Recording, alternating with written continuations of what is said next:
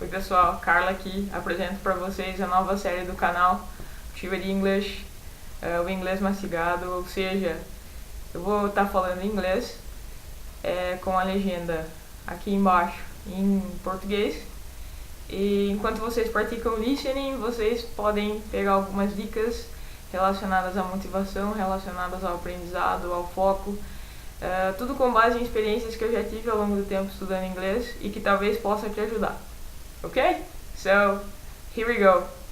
Let's see 10 attitudes to boom your English.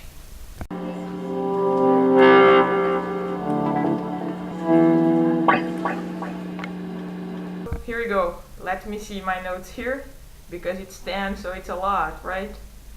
So the first one, you are a newborn, in the beginning.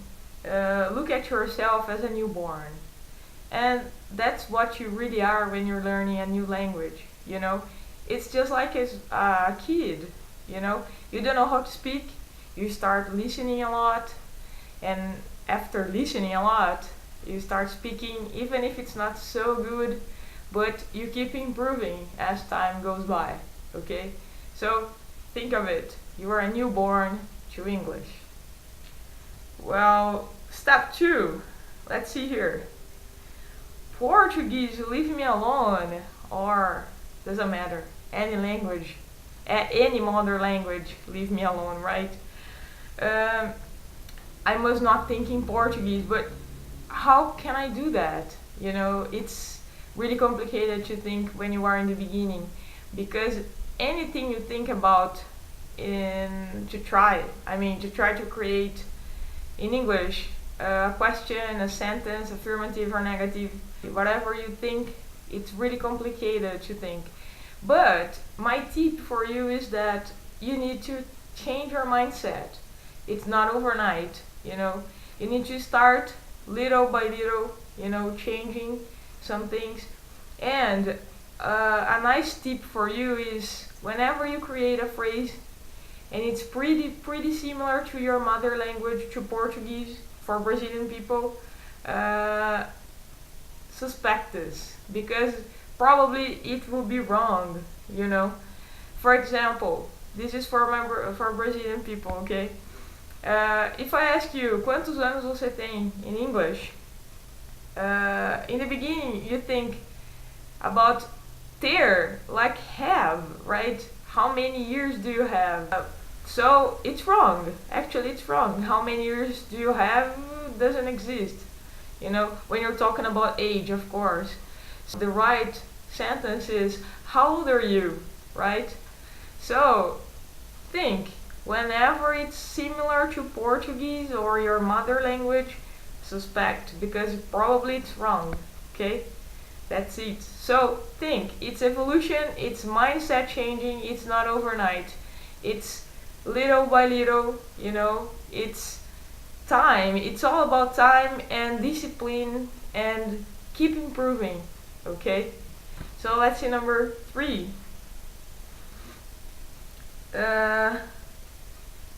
There's no magic, it's hard work, right? You're not going to be fluent overnight, in a week, in a month. It's about how much time you expose yourself to English, you know. For example, if you study English with a private teacher in a class or whatever way you study English, but if you only stay focused in, for example, in a class with your teacher, but during the whole week you forget English, oh man, you're not going to get fluent so easily, you know. It's going to take a lot of time, and if it takes a lot of time, like almost forever, probably you want to give up, you know. It's not so easy to do this thing. So it's not overnight, but you can have discipline. You can try to push yourself to have more English in your life, you know. So that's it. There's no magic, it's hard work, okay? Don't think that, for example, you have a friend that speaks English very well and it was overnight. It's not, you know, it takes time. It's not, maybe it's not 1 year, it's not 2 years, You know, maybe in 1 year or 2 years you can get really good, but it's not 100%, and it will never be, because you're always improving and listening differently and improving your pronunciation. Okay, so think of that too. It's really important. Number 4 is something very, very polemical, right? Do not rate people's English, improve yours. There is a big problem about English learners, you know, especially, I don't know what happens in the other countries, but especially here in Brazil, if you're trying to speak English and you are next to a Brazilian person, if you speak something wrong, it sometimes happens. I'm not saying that it's with everybody, but people tend to correct you, people tend to make fun of you, and it's not nice, you know, because you can develop a trauma, you know. Maybe you can block yourself not to speak English anymore in public, you know, and this is very complicated. So you can start changing the situation. I always tell my students that they should not think about analyzing in people's English, you know, because of course you can see some mistakes, but you don't need to make fun of these people, you know. You can analyze it, but to yourself, and think, oh, I shouldn't do this mistake when I speak English. I can correct myself because I saw someone doing a wrong thing with English, you know. But don't rate people's English, rate yours, you know, improve yours, look for your mistakes and try to evolve with that, you know. That's it. Compare you with yourself. This is another situation. It's a little bit the opposite of number 4. While you're analyzing people and making jokes and criticizing them, this one is to the people that criticize themselves a lot, you know.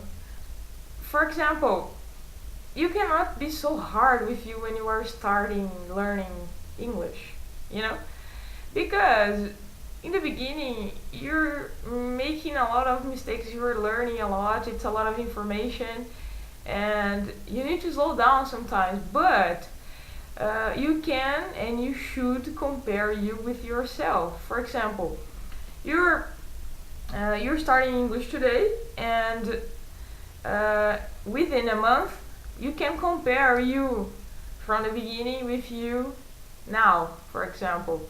And you can think of what were the things that you are getting good and which were the things that you still need to improve, you know.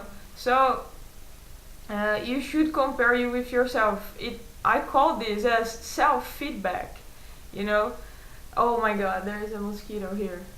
Oh gosh. Yeah, whatever. So compare you with yourself, you know what I mean? Self-feedback. Another way to do that is, for example, if you have a private teacher, you can ask him or her to give you a feedback monthly, you know, so you can compare your analysis with their analysis, you know. But always do this because it's really important.